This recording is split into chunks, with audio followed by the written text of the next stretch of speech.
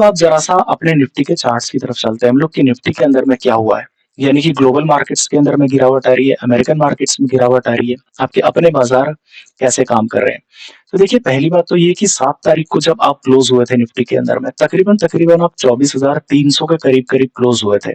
मैंने आपको कहा था कि 24,000 का लेवल हमारे मार्केट्स के लिए बचाना बहुत ज़रूरी है। 24,000 के लेवल्स तो हमारे बच गए थे, बट मार्केट हमारे 24,300 के अराउंड अटक रहे हैं। अब ये क्यों अटक रहे हैं उसको मैं समझाता हूँ।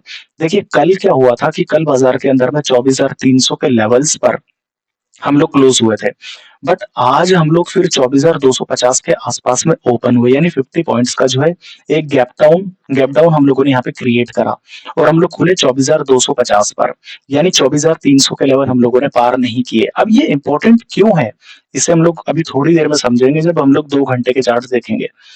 अभी ये समझिए कि 24,300 के लेवल को हम लोगों ने जो है ऊपर में ब्रेक ना करा, बल्कि हम लोग यहीं से जो है नीचे की तरफ में गए।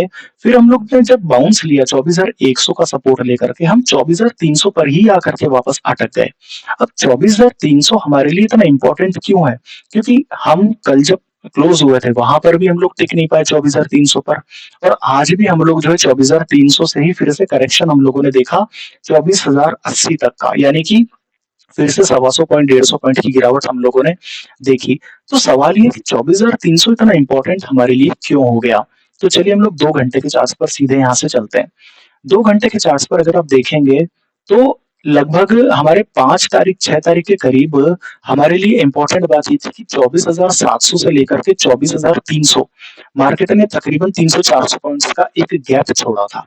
ये गैप मार्केट ने कभी भी फिल अप नहीं करा था और हम कंटिन्यूसली 24,300 से 24,000 तोड़ के हम 23,900 तक हम लोग नीचे में चले गए थे, यानी कि जो गैप था ये गैप हमारा अनफिल्ड रह गया था, पूरा का पूरा अधूरा पड़ा था ये गैप। अब हुआ ये कि मार्केट ने नीचे 23,900 का सपोर्ट लेके इस गैप को फिल करने के बारे में सोचा, बट हुआ ये कि 23,900 यही कारण है कि इस गैप की शुरुआत यहीं से हो रही है, इसलिए 24,300 हमारे लिए एक बड़ा रेजिस्टेंस बन के यहाँ पर सामने आ रहा है, ये आपको ध्यान रखना पड़ेगा।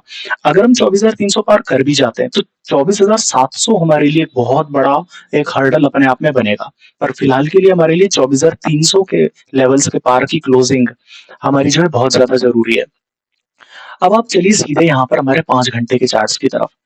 5 घंटे के चार्ट्स की तरफ आप ये देख सकते हैं कि यहाँ पर हमारे एक हायर टॉप्स और हायर बॉटम्स का एक पैटर्न बन रहा था कंटिन्यूसली। आप लोगों ने क्या करा कि आप लोगों ने इस पैटर्न को एक बार के लिए 24,000 के लेवल्स पर ब्रेक किया, बट अब ये पैटर्न जब आप लोग ब्रेक करके आप जब ऊपर की तरफ जा रहे हो तो आपके लिए 24,300 आप ये देख सकते हैं यहाँ पर स्क्रीन पर 24,300 के लेवल्स हमारे लिए इंपॉर्टेंट है। जब हम लोग 24,300 के लेवल्स के पार की क्लोजिंग देंगे तब बाजार हमारे थोड़े बहुत ठीक माने जाएंगे, क्योंकि 24,300 से लेकर 24,700 तक तो हम चले जाएंगे, 24,700 पर फिर हम लोगों को अटकना पड़ेगा।